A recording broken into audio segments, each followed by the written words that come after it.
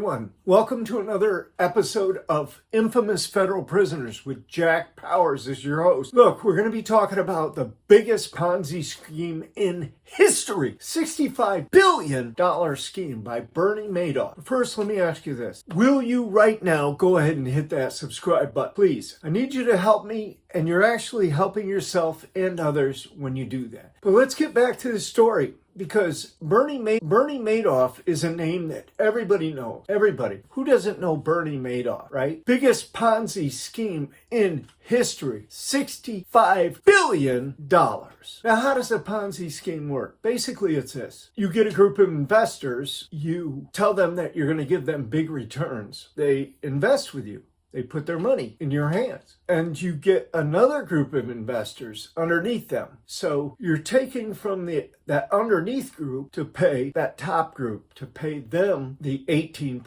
or 19%, which is unheard of. I mean, 12%, pretty damn good over a long period of time, sustained pace. I don't know that much about it, but I know this. There's a lot of intricacies. Wall Street, it's like a labyrinth. All of these traders in money. But it all comes down to this. Corporations offer stocks, which is each stock is a part of the company.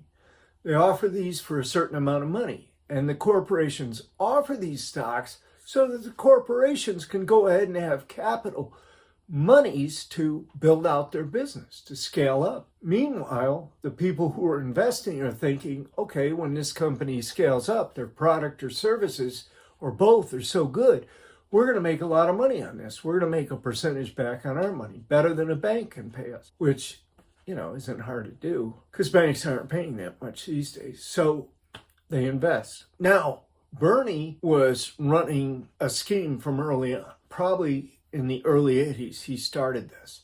And it was simple. We're going to pay these first investors from this second level of investors. In other words, the first ones that come in, we're going to promise them a high rate of return. And the way we're going to pay that, we're not going to make a high rate of return. Not really. This is the fraud. We're not really going to make that off of the investments that we're going to do. We're not going to make that. But what we're going to do is we're going to fake them out. We're going to fake everybody out by paying this first round of investors with the monies we get from the second round of investors. But let's imagine that this first round of investors is like this, like a little triangle. The second round of investors would have to be a wider group. So Bernie went out and he got other advisors, other people, other firms to refer clients to him. And he paid them a certain percentage for those referrals. And it was an easy gig because these guys were making millions and millions and millions of dollars. I mean, Wall Street seems to be this huge labyrinth of money trading. These guys, there's a lot of intricacies involved. These guys, they just basically cooked the books. He had this guy named Frank DePasquale. And Frank DePasquale was the guy who, I guess, arranged all the numbers, who said, okay, we're going to pay this much to this investor. And the way that we're going to pay that much is we're going to take from this general fund of other investors that came under us after a certain date. So it was just, this pyramid Ponzi scheme, right? You're robbing Peter to pay Paul. You're not really making the money for your investors that you're saying you are, but you're able to do this to attract more investors because you're taking from the bottom and paying up. And in the meantime, you're also paying yourself exorbitant amounts of money. These guys were all quickly multi-millionaires. So they lived these lavish lives, but I think a lot of it was ego. A lot of it was just being the man, having this reputation as a straight up hedge fund or investment advisor, financials. It goes everywhere, right? That's where all the money is.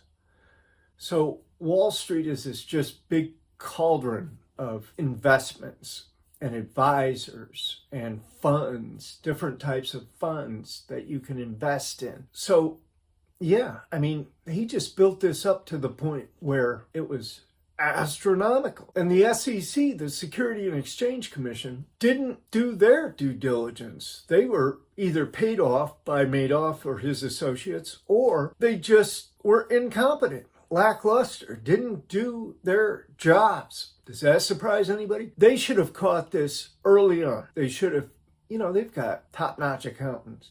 They send them in, they look at the books. They've got the authority to look at all the books. They look at the numbers, they crunch them, and they could have figured this out early on. But for some reason, they never did so.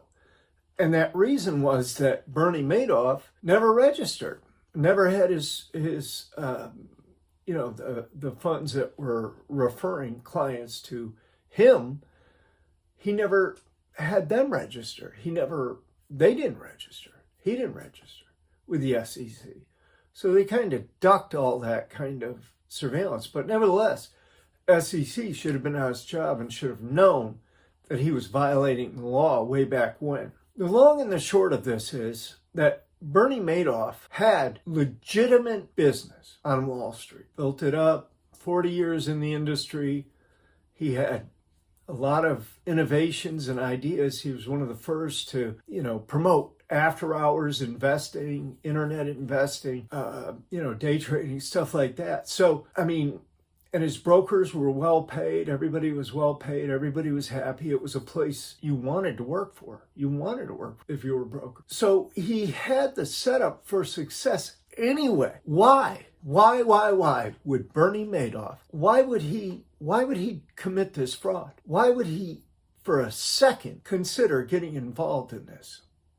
It couldn't have really meant anything to him as far as his personal finances. He had money. He could buy homes, he could buy yachts, he could live in penthouses, he could do whatever he wanted to. He really didn't want to do all that. He wanted to work Wall Street. He wanted to be the man. Inexplicable.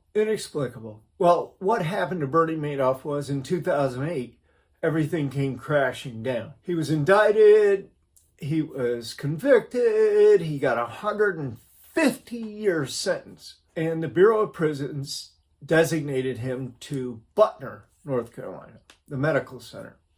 So he was a low-level medium, and he went to the medical center at Butner. Now, listen to this. While he's there doing his time, doing his 150 years, he's never getting out of prison. They're not going to let him out of prison, not after he swindled and hurt all these very important people, all these very heavy-duty investors on Wall Street.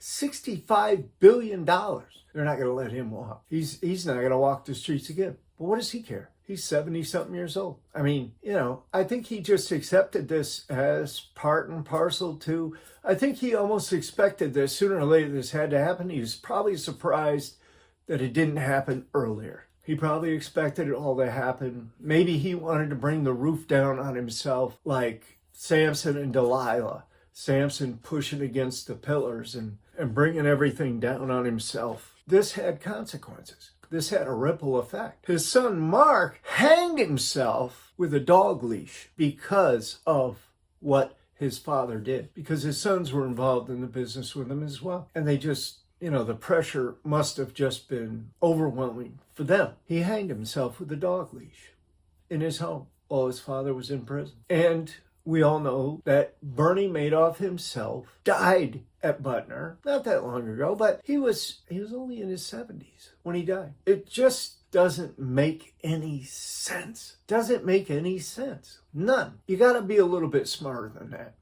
If you're up there at that level, you have to take into consideration the fact that you're making more money than 98% of the rest of the population. You can't be that egotistical or that greedy.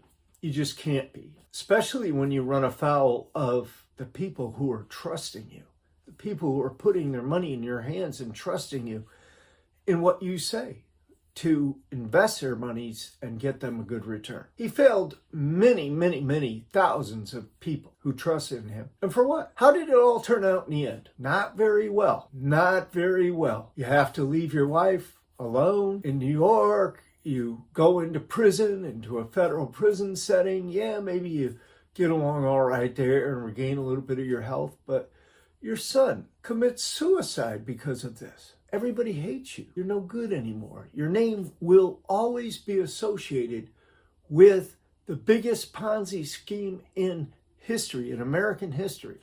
$65 billion Ponzi scheme. Bernie Madoff. Smart people aren't going to do that. No, smart people are not going to take those chances like that. I'm sorry. This is Jack Powers, infamous federal prisoners. Let me ask you, if you haven't subscribed yet and you're to the end of this, go ahead and subscribe right now, please. You've made it all the way to the end. The least you can do is hit that subscribe button. I appreciate you, and I will see you back here with another exciting episode of Infamous Federal Prisoners very shortly. Thank you for tuning in.